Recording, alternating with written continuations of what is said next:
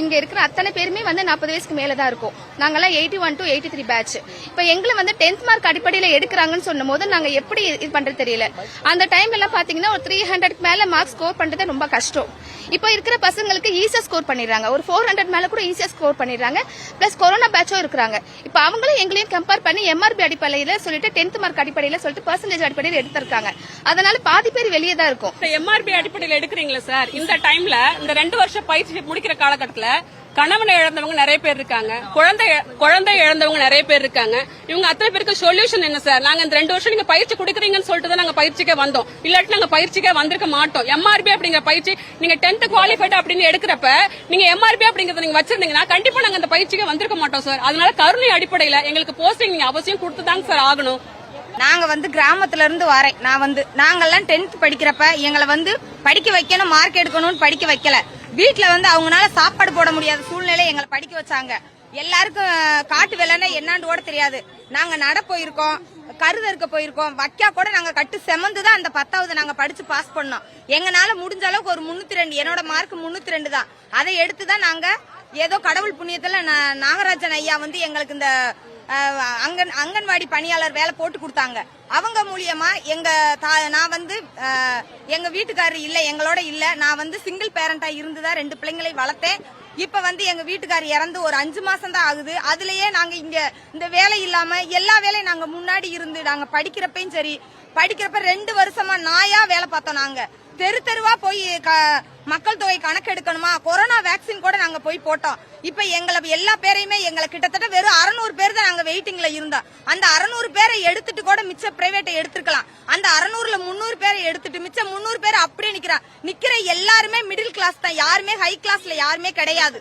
எல்லாருமே நீங்க பாத்தீங்கன்னா தெரியும் உங்களுக்கே. எல்லாருமே கணவனால் கைவிடப்பட்டவங்களும் விடோ இப்படி ஆள் தான் முக்காவாசி பேர் நாங்க இங்க வந்து உட்காந்துருக்கோம். இப்ப வேலை இந்த 4-5 மாசமா நாயா நாங்க இந்த சென்னை வந்து அலைஞ்சிட்டு இருக்கோம். இப்ப கூட இன்னும் நாங்க காலையில சாப்பிடாம கூட இங்க வந்து உட்காந்துருக்கேன். நான் இல்லாம இதுல எத்தனை பேர் அப்படிதான் இங்க வந்து உட்கார்ந்து இருப்பாங்க. எங்களுக்கு யாரையும் நாங்க குறை சொல்ல விரும்பல. நாங்க அந்த எங்களுக்கு ஒரு வாட்ஸ்அப்ல ஓபன் பண்ணிருக்காங்க. அதுல நாயா கால்ல விழுகாத குறையா நான் கேட்டிருக்கேன். மத்தவங்க கேட்டாங்களா என்னமோ தெரியாது. நாயா கேட்டிருக்கோம். அந்த எங்க சங்க தலைவி ஒரு அம்மா, அவங்க பேர் சொல்ல விரும்பல, அவங்க சங்கடப்படுவாங்க. எங்களுக்கு வேலைக்கு என்னமா சொல்றாங்க, ஏதாவது சொல்லிருக்காங்களாமா? நாங்க பேசுனதுக்கு ஒரு ரிப்ளை கூட பண்ணல. எங்களோட படிச்சு வேலைக்கு போன பிள்ளைங்க கூட உங்களுக்காக நாங்க இருக்கோம்ப்பா, நீங்க ஒரி பண்ணாதீங்க, நாங்க பேசுறோம் அப்படின்ட்டு கூட எங்களுக்கு யாருமே இப்ப வரைக்கும் பேசல. அதனால தயவு செய்து நாங்க வேற எதுக்காகவும் பேசல. பயிற்சி முடிச்சு 2 வருஷமா நாங்க வெயிட் பண்ணிட்டு இருக்கோம். 2 வருஷம் முடிச்சு மறுபடியும் 2 வருஷம் நாங்க இப்ப வெயிட் பண்ணிட்டு இருக்கோம். எந்த நிபந்தனை இல்லாம இதுக்கு முன்னாடி அக்காமார்கள் 8 பேஜ் எப்படி நீங்க எடுத்தீங்களோ, வேலை போட்டீங்களோ, அதே மாதிரி எங்களை வேலை போடணும்னு உங்களை காலில் விழுகாத குறைய நாங்க மன்றாடி உங்களை கேட்கிறோம். எங்களுக்கு வேலை போட்டு கொடுங்க. 2 வருஷம் படிப்பை நாங்க முடிச்சிருக்கோம். நல்ல மார்க் எடுத்திருக்கோம். எல்லாருமே இங்க உட்கார்ந்துருக்கிற எல்லாருமே ஒரு மார்க் டிஸ்டிங்ஷன்ல வாங்கி பாஸ் பண்ணிருக்கோம். இங்க எல்லாருமே நாங்க எடுத்திருக்கிற மார்க் டிஸ்டிங்ஷன் அவ்வளவுதான் நாங்க மார்க் எடுத்திருக்கோம். 1000க்கு மேலதான் எல்லாருமே மார்க் எடுத்து இன்னைக்கு நடுத்தெருவுல நாங்க நிக்கிறோம். இதுக்கு காரணம் முந்தைய அரசுன்னு சொல்றதா என்ன சொல்றதுன்னு எங்களுக்கு தெரியல. ஆனா எங்களுக்கு வந்து நீங்க கண்டிப்பா கருணை அடிப்படையில MRP, GO இதை எதையும் நீங்க பொருட்படுத்தாம இங்க உட்கார்ந்து இருக்கிற எல்லாருமே நாங்க மொத்தம் 626 பேர் நாங்க வெளியே நிக்கிறோம். மொத்தமா 1200 பேர் நாங்க படிக்க போனோம். அதுல 600 பேர் பாதி பேர் எடுத்துட்டாங்க. மீதி பாதி பேர் நாங்க வெளியே இன்னைக்கு நடுத்தெருல எந்த ஒரு வருமானமும் இல்லாம எல்லாருமே ஒரு குக்கிராமத்துல ஒரு விவசாய குடும்பத்துல இருந்து படிச்சு இன்னைக்கு இவ்வளவு தூரம் நாங்க வந்திருக்கோம்.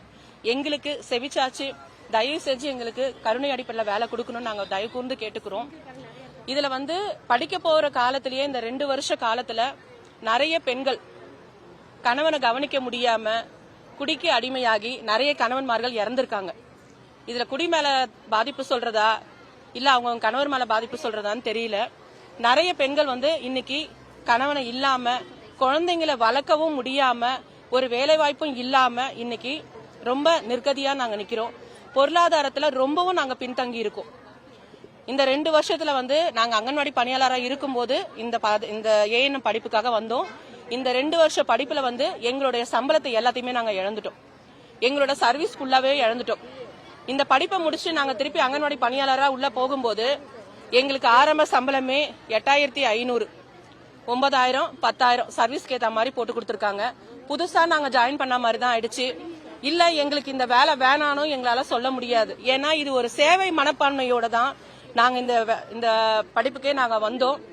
நாம ஏற்கனவே நாங்க அங்கன்வாடி பணியாளரா இருக்கும் போதே எல்லாருக்குமே நாங்க வேலை செய்யற ஒவ்வொரு குக்கிராமத்திலையும் இருக்கிற தாய்மார்களுக்கு, பாலூட்டும் பெண்களுக்கு, வளரிளம் பெண்களுக்கு, குழந்தைகளுக்குன்னு தரம் பிரிச்சு ஒவ்வொருத்தருக்கும் என்னென்ன செய்ய முடியுமோ சுகாதார கல்வி முதல் கொண்டு இணை உணவு முதல் கொண்டு எல்லா பணிகளையும் சிறப்பா நாங்க செஞ்சுட்டு வந்திருக்கோம். அந்த சேவை மனப்பான்மையோட தான் இந்த ஏஎன்எம் பயிற்சியை நாங்க படிக்க வந்திருக்கோம். இந்த சேவை எங்களுக்கு தொடரணும். மன திருப்தியா இந்த பூமியில நாங்க பிறந்திருக்கோம், மக்களுக்கு நாங்க சேவை செஞ்சிருக்கோம். எல்லாருமே சொல்லுவாங்க, நைட்டிங்கேல் அம்மையார் எந்த ஒரு இதையுமே பார்க்காம தான் எல்லாருக்குமே உதவி புரிஞ்சாங்க. அதே மாதிரி இங்க இருக்கிற பெண்மணிகள் எல்லாமே உங்க தங்கச்சிங்க.